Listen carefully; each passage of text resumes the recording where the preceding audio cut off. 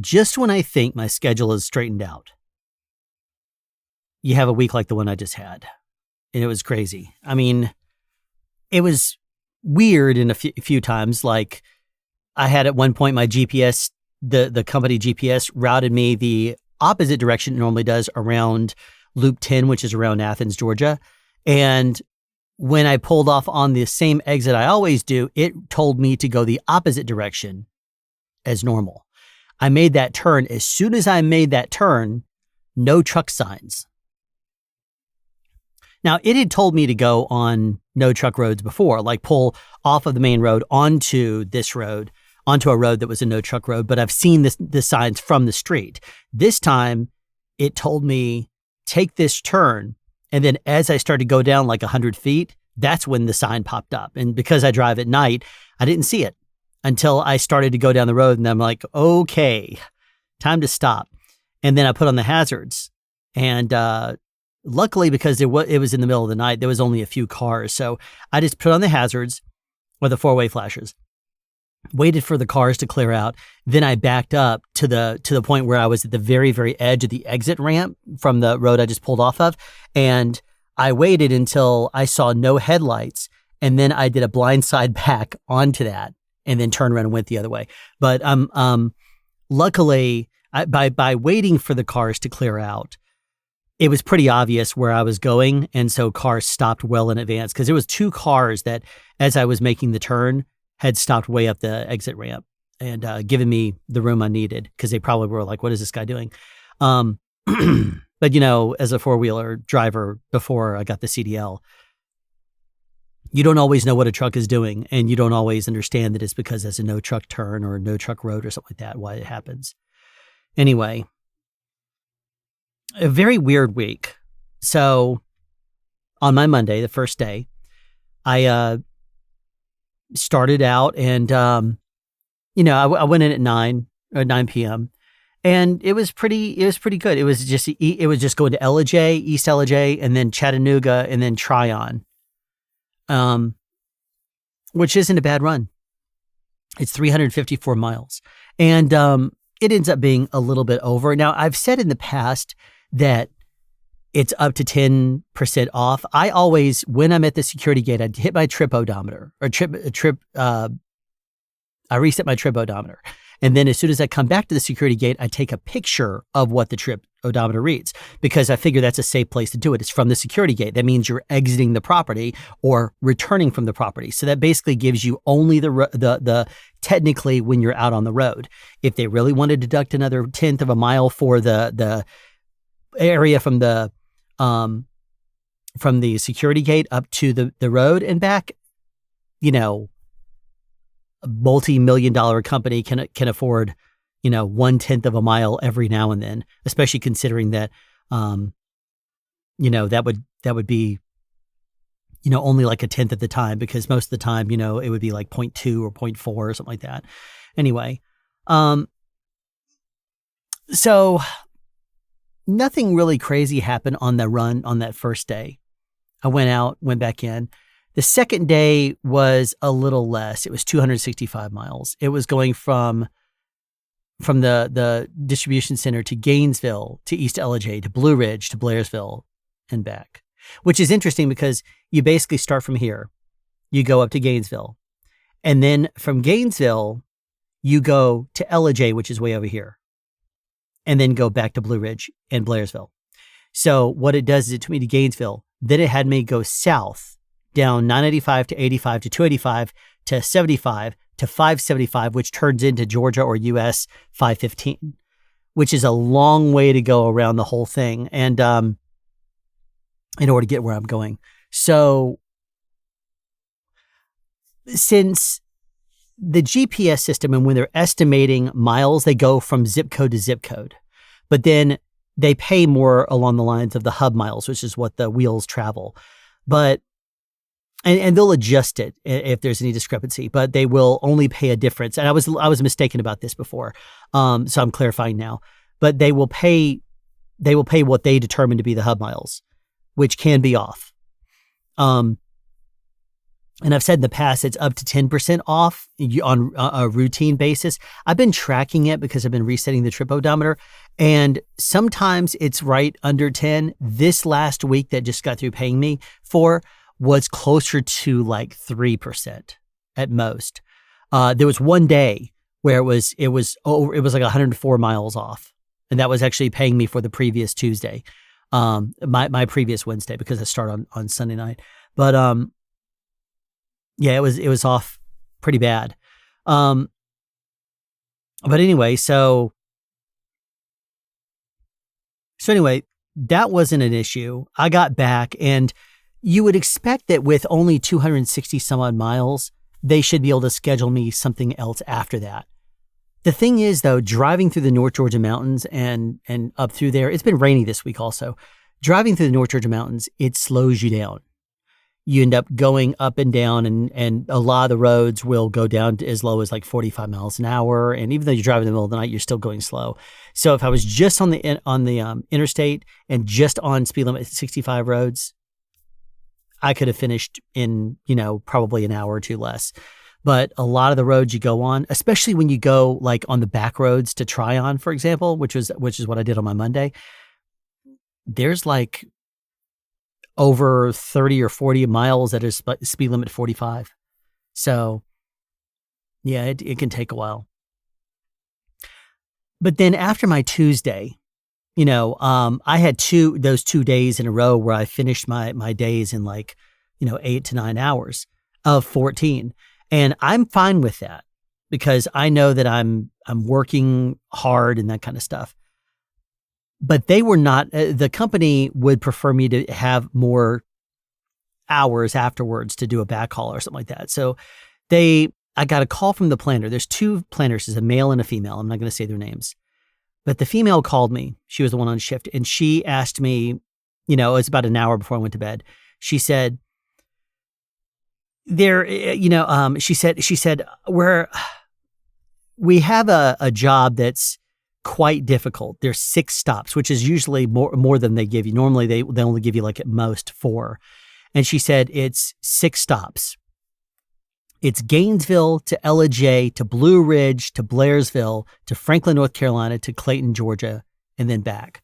Because I guess it was like a bunch of small ones. Like the Gainesville only had like 3 pallets, and then the next 4 only had 5 pallets, and then the last one had 4. So you would look at that and say, not a big deal. Because I've done it up there, and I know the roads, and I know that it's basically just one place to another, and that was fine. I'm more than happy to do that. And it was like 365 miles, I think it was 370, something like that. And so when she called me and said, "Hey, would you be okay doing that?" I'm like, "Yeah, sure, sounds good." I like the longer runs as opposed to doing multiple, two of the smaller ones. And she said, "All right, here's the thing though. It has to leave about an hour and a half earlier than normal for you. And so would you be willing to come in early?" I'm like, "Yeah, I'll come in, when that's fine." Especially, I appreciate you calling me and asking in advance, because I'll gladly come in early if you want me to come in every day. And because she was explaining to me how it's kind of difficult for scheduling, because she said I'm like the only guy that comes in at the time that I come in. There's guys that come in earlier, like 4 p.m. I think there's like a couple of guys that come in at like 2 or 3 a.m. But she says I'm the only person that really comes in at the time that I come in at like 9 p.m. So she said, if you could come in a little, like a couple of hours early, that'd be really helpful. We could get this turned out and get you down the road. I'm like, well, sure. I mean, if it makes it easier for you to schedule me, I could start coming in at 7 p.m. every day. And she said, yes. Yes, I would really appreciate that. That would make it a lot easier to schedule. And I'm like, okay, well, consider that a done deal. And so she was very, very happy. Now, it ended up being a problem though. I went to Gainesville, no problem, did the unload, hit the road again. And about 2.5 miles before I got to the East Ellijay store, guess what happened? Truck malfunction. I ended up, as I was driving down the road, wasn't on the curb, didn't hit anything. I hear a big loud boom underneath the engine. The truck doesn't jump or anything, but I hear a big loud boom coming from underneath the hood. The truck instantly loses power, and a message comes up that says engine derate in 3 hours. What in the world is that? I look it up on YouTube, and there's people talking about how to bypass sensors and stuff. Well, that's a good way to get fired if you want to start messing around under the hood. So I can't do that, obviously. So I pull over and I call the office operations, and I didn't expect them to have a solution, but they said, yeah, you probably need to regen. I'm like, regen? And they're like, so you're gonna have to pull over and regen for 30 to 45 minutes. I'm like, well, I can regen driving down the road. The truck will kind of regen when it needs to, and I can force a regen by hitting the regen button as I'm going from one place to another. So I can do that, but derate's different. I don't know what it is, but it would say regen. I mean, it's even less letters to put on the screen. So she's like, well, call maintenance. And so I called maintenance and said, hey, am I going to be good? Because it says, derate in 3 hours. Am I good to continue, or do I need to stop what I'm doing and bring the truck in? And he got my tractor number. And then he said, oh no, you need to stop your run, and you need to come into the shop. There went that really good run that I was so happy about getting. And so I called the office and said, yeah, the shop's telling me I have to come in. So there was another guy that was trying to take the day off, but he said, I'll stay available just in case. He was actually doing a layover because he didn't have enough hours to get back to Monroe. So he ended up, they called him and said, can you meet in Cumming, Georgia at the store there to pick up the trade trailers and then go. So I drove out there, met up with him, got his trailer. He took mine. And then I went down to Tucker and but the thing is, there's no one there at night. So I ended up getting in the gate, parking the trailer, post-tripped everything, uncoupled, parked the tractor someplace. And they had said to me earlier, they were really happy. They said, you can actually pick up a truck there and bring that back to Monroe. I'm like, well, awesome. That way I'll just keep it moving. The problem with that was the key I have didn't work for that truck. So he said, yeah, the key you have isn't going to work for it. I'm like, oh, well, that sucks. So anyway, they ended up getting me an Uber back at 3:40, 3:20, whatever it was, a.m. And by the time I got back after starting at 7, they said to me, how many hours do you have left? And I said, I think I have right about 4. And the guy in the dispatch, he looked at it and says, yeah, I have closer to 5, like 4 hours and 45 minutes. And I'm like, I hadn't been logged in for a while. I'm like, doesn't sound right to me, but I'll check it when I get into another truck. Cause he was like, yeah, we need to send you out someplace else because you have the hours. I'm like, okay, well, what do you have available that's local? He says, well, the closest I have is Marietta. Instantly, my mind starts, going through. It takes me, if I go from Monroe out and then down 138 and around to 285 at 85, that takes about 58 minutes in no traffic. About 52 miles, about 58 minutes. If I go down Highway 11 and then 316 to 85 to the same place, it's closer to 44 miles, and I can do it in about 48 to 50 minutes. So it saves about 8 to 10 miles, and it saves about 8 to 10 minutes. The interesting thing is the GPS always routes me on the longer way that's more miles. I don't know why, but I will opt in the middle of the night when there's no traffic. I will go 316 in a heartbeat, preferably coming up, going north, because it's a little bit slower. If I'm under a heavy load, it sometimes takes a little while to get the thing going because a lot of the stops are, when you're going south, are on an incline. So it takes a little while. It's like, if you have a heavy trailer that you're pulling, it can take a little while. So anyway,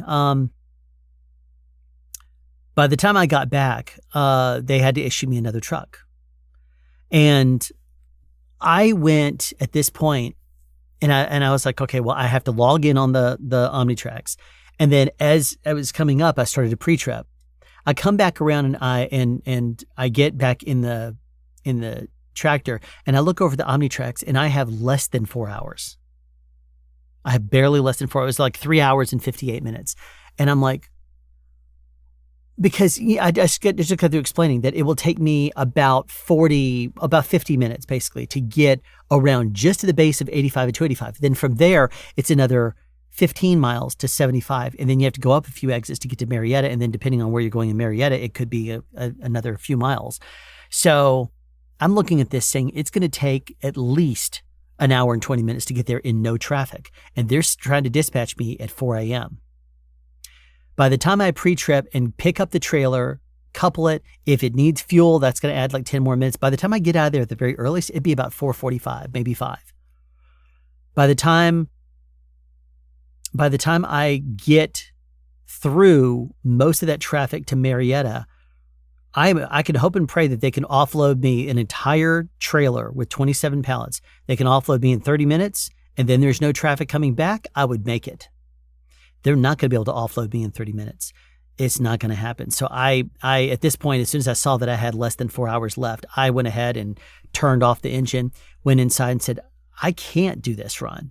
I said, I'm not going to have the time. It's going to take me an hour and 20 minutes both ways in no traffic. That's 2 hours and 40 minutes. I said, this new truck has to be pre-tripped by the time I pick up the trailer, inspect that, and get out the road, even if I don't have to refuel the thing, which if it has less than 3/4 of a tank of fuel in the reefer, then you're supposed to fuel it up. Well, that takes about, 10 minutes by the time you drive over there and activate the thing and then do everything and then head out. If it took me only 30 minutes to pre-trip the truck, get the trailer and everything, and I rushed out, we're talking about 3 hours and 10 minutes. And to pull off 27 pallets, even if it took them 30 minutes to do that, and it took me 10 minutes to get in that door and to do all the paperwork, if it took me that amount of time, we're talking, and that would be like miraculous. Then I would be done with everything by, let's say, with about 10 to 15 minutes left on my clock, if I got it all done and there was no traffic and everything was smooth sailing. That wasn't going to happen. And that would be like if I got there and they were like, all hands on deck, let's go. And they were like pulling and moving in the back and they weren't temperature checking and that kind of stuff. It would be so fast if they did that. But they check temperatures. They do their job. They check temperatures. We do the stickers. I usually manage the stickers to take it off of them. By now I know what needs to happen on them and how they take inventory and that kind of stuff. But I looked at this and I was like, there's no way in the world I can make that. The other one was in Hiram. And Hiram would have me going to the far side of 285 and then go from there on back roads. Can't do that either. There was also Sharpsburg, but that's down south. I wouldn't be able to make it there either. So it's like, I went back in there and I shook my head and I said, I'm not going to be able to make that in less than 4 hours. And instantly he puts his hands on his forehead and was thinking about it. I'm like, do you have anything that's short? Do you have like something around? Because at that point, to be completely fair, I didn't sleep well. And then my stomach was hurting. I don't know why. It was just cramped up. I think I might have slept with a weird twist or something like that because my stomach was just like hurting. It wasn't indigestion. It wasn't anything like that. It wasn't like I was going to throw up or anything. It's just, I felt pressure. I just felt bad. So I really didn't want to go back out, but then I wasn't about to just go back out there and stress myself out trying to get back when I know full and well that in most of the big cities, there's very few, if any, truck stops inside the metro Atlanta or metro city areas. And the ones that are there are like swarmed by people. So they're all trying to compete with for those spots. Anyway, this new truck, when I was issued it, is the truck I use for the rest of the week. It was obviously lived in by somebody who leaves their stuff in there. This is apparently somebody who's probably a 5'2", and might be out of town or something like that, because they had a mattress rolled up in the back. They had bins of stuff, and there was food and wrappers and water bottles and random clothes laying around. The floor was dirty as crap. The whole thing was just screamed like lived in wreck. And so anyway, I knew it was temporary. The one thing I will say about this truck is that in my inspection, the only thing it was missing was fuses. And while cruise control only went up to 65, you could tap it to get in the passing lane. It didn't take you to 67. It took you to 68. That was nice. So anyway, I ended up not driving the truck on my Wednesday, that third day, because after I had to exchange out and take my old truck back to the shop and park it someplace for them to get it, and then went back out. Next day, it was listed as 304 miles. It was starting in Monroe, going to Blairsville, Blue Ridge, Dalton, and then back to Monroe. 304 miles. It ended up being 380. That was pretty uneventful too. You know, driving on the back roads and stuff like that. I'm understanding them. I know them. There's places where it slows down. There's other places. But you see, at this point, I was coming in at 7. So I came in for that one. And when I was assigned that load, I called in the office and I said, okay, I mean, it's listed as a 10:55. So I said, I tell you what, count me to come in at 9:30. And when I talked to the lady that was there, she said, okay, just so you know, the load is ready. I'm like, oh, it's ready now? Well, hell yeah, count me in. So I went ahead and went on in. And started early. And I finished early. I finished at like 4 something a.m. by the time I got back to Monroe. And that was good. Then it was early enough that they wanted to send me out on another run. So they sent me just to the Monroe store that was 5 miles away, pick up drop off a full trailer, pick up their pallet truck, their empty trailer, their where they just put all the pallets as they come in, a pallet trailer. And I was supposed to pick that up and bring it back, but there was no pallet trailer there. I went around on the GM side also, and they opened them up. There was one on the GM side that was sealed, and that was obviously not, pallets because they never seal those. And the other 2 were empties that I saw there. So I was like, you know where it would be? And they said, no, if it's not any of those that are connected up to the dock, then I guess somebody came and picked it up. So I called the office and they said, come on in. Here's the thing I will say. When I got up that day on my Thursday, when I see, unfortunately, here's the thing. I thought that we had my schedule pretty well squared away. Because the last 2 weeks, pretty much, I had been given longer runs going up to 595 miles. So when I went to Gainesville, and then I was going to go up to Blairsville, as opposed to going by Blood Mountain, which is turning back on itself and mountain driving and craziness. As opposed to doing that, the GPS had me go down 985 to 85 to 285 to 75 to 575. And then when it turns into 515, take that around. So basically, instead of me going from here up to here, it had me going from here, over here, up here, and then over. Which is fine because it's going to be faster, smoother, not mountain driving and stuff like that. I saw that. So I was like, you can go 160 miles on the back roads, or you can go 110 over mountains. I'd rather do 160 to 70. Anyway, the problem that I'm running into is that at this point, because my schedule has been screwy, and sometimes I'm sent these loads that start later than expected. So I end up having to push my hours back, where I start, instead of starting at 9, I would start at 10, because the load's not going to be ready until 11:30. And that really screws me up, because here's the thing. I've been alive for almost 50 years. I, at this point, know how much sleep I need and how I need to sleep in order to be properly rested. And my load's never there until after I've been to sleep for 3 hours. So at this point, my body is used to waking up after about 2 to 3 hours. And I check my phone, and because I'm awake, I check my phone real quick to see what my load's going to be. And if it's good, then I'm like, awesome. And I'm able to just roll back over and go back to sleep. But when it's screwed up, when there's something that's wrong, like the start time is too late, then at that point, I open my eyes, I see it, and I'm like, oh no. So instantly I have to call the office. And by this point, I'm like, my heart starts racing because, I'm having to be up and whatever. And then it takes me forever to get back to sleep. I can't do it properly. And then when they've said in the past, well, can you just, when they've sent me something that doesn't start until like 1 a.m. and they're like, well, just come in later. I'm like, well, yeah, that's all it is. And they're like, well, you could go back to sleep. I'm like, I can't go back to sleep after sleeping 7 hours. I can't just roll over and go back to sleep and then sleep a total of 12. Doesn't happen. And if I'm going to be up for 6 hours, then go work a 14, guess what? That's 20 hours. That's unsafe. So when I had talked to the planner before, at the end of my Tuesday, before I did the run that caused the truck to break down, I had told her that the thing that I really appreciate, I said, send me whatever loads you want to, especially the long ones. If you want to, that's fine. I said, try to avoid me going on the 4 a.m. stores, because almost every single time I get to the 4 a.m. stores and I'm sitting there waiting over an hour because I don't waste any time on the way. And just sitting there waiting, I end up going to sleep because I'm so tired by that point. But because I'm go all the time. And then as soon as I stop and sit there idle, that's when I get tired, because I'm like, waiting for them to open, and then I get tired and go to sleep.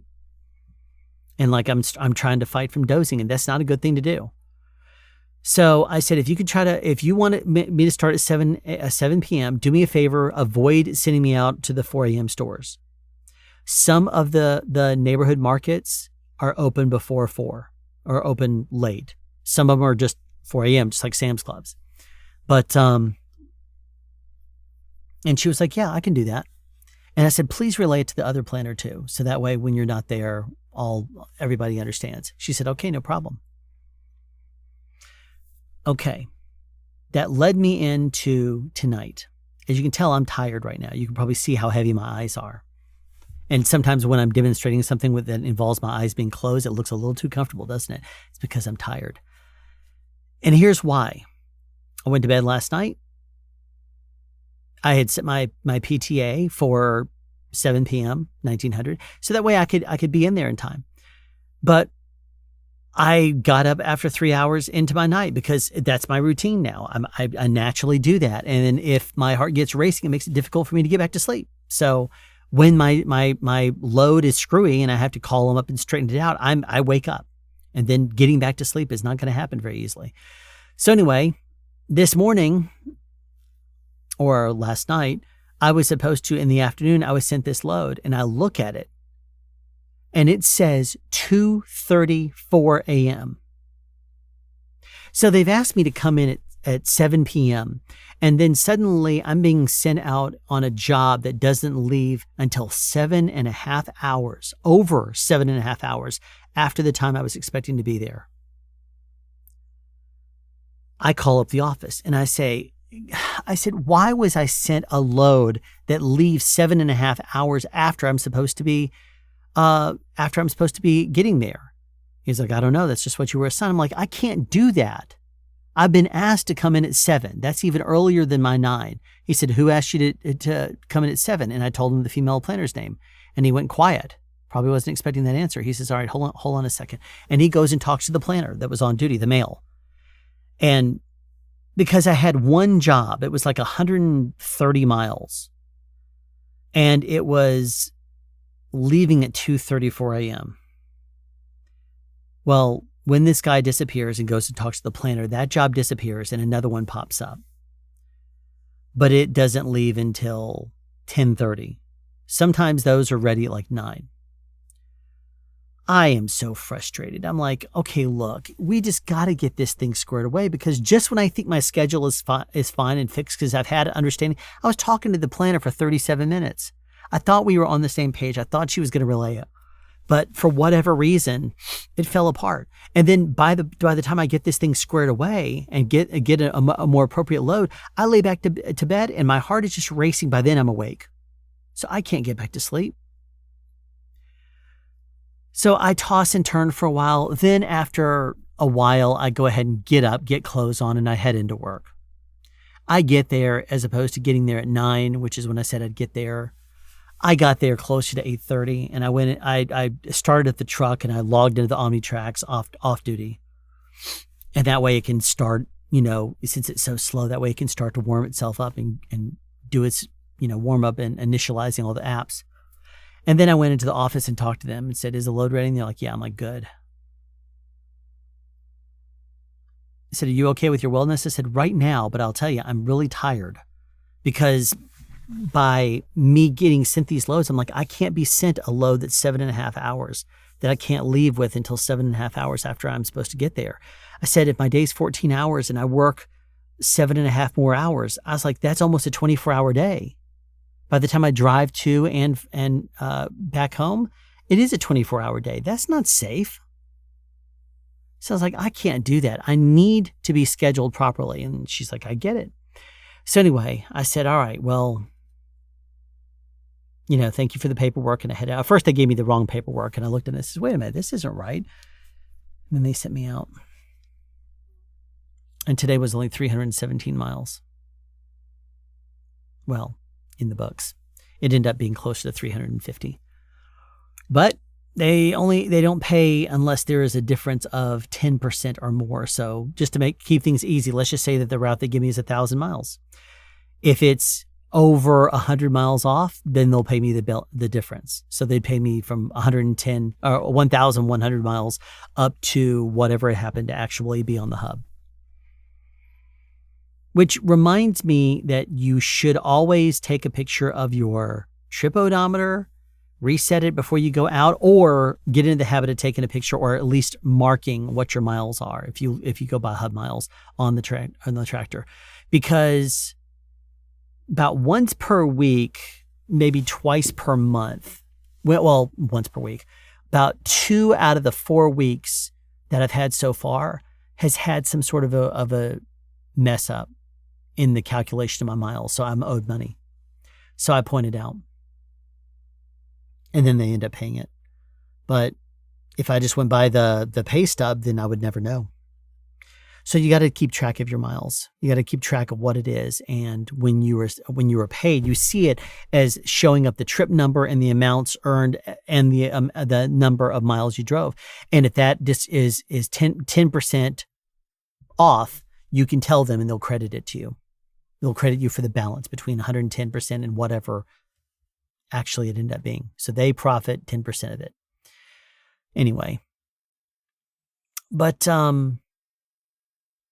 that, and for some strange reason, every one of these trucks I get in, it doesn't seem to have fuses. There's only been one truck that have had fuses in there. And that's one of the hot topics that they told us about, is that the weigh stations, when they're open, they pull in Martin drivers because the CSA score is low.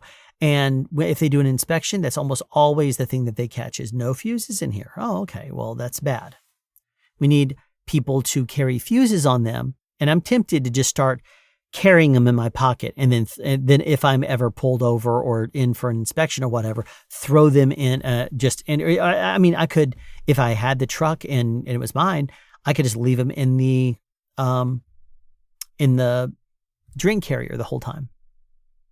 Just leave it in there. But people need to start carrying fuses.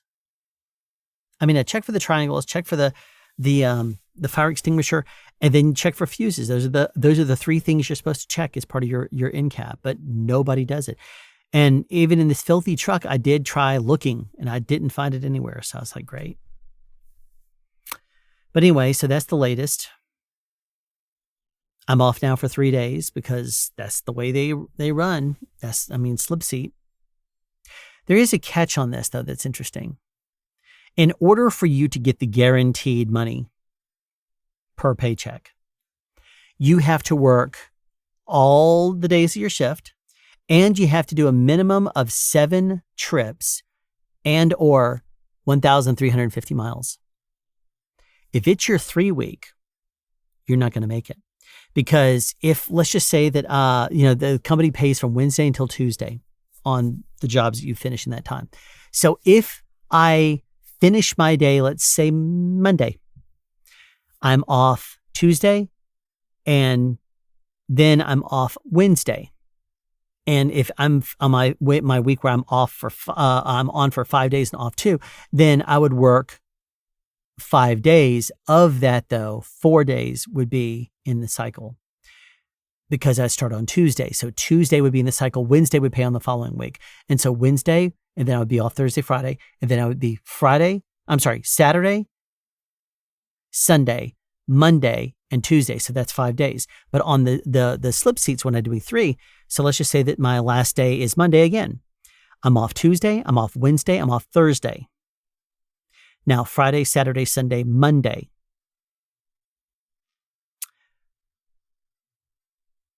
But you see, I'm off for 3 days in that cycle by the time I come back around. So when I'm off for 3 days in a week, I would only be there at work for 4 days. So that means that unless they give you 2 loads for 3 of those 4 days, or they happen to work you hard and 350 miles a day, you're not going to make it. You're not going to make your guaranteed pay if that's something that you rely on as your guaranteed minimum pay.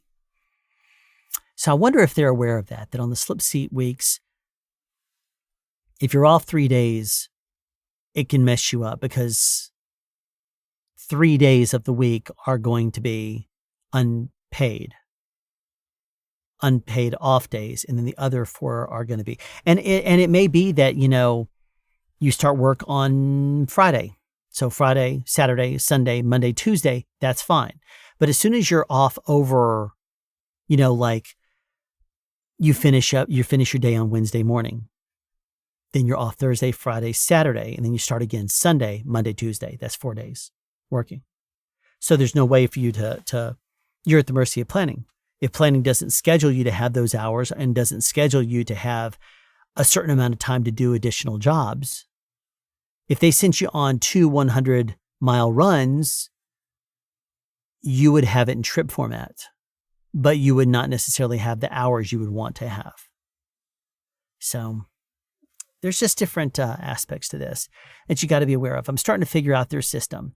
And then no sooner do I say that than I run into all these things that I need to be aware of. And it's a slow learning curve.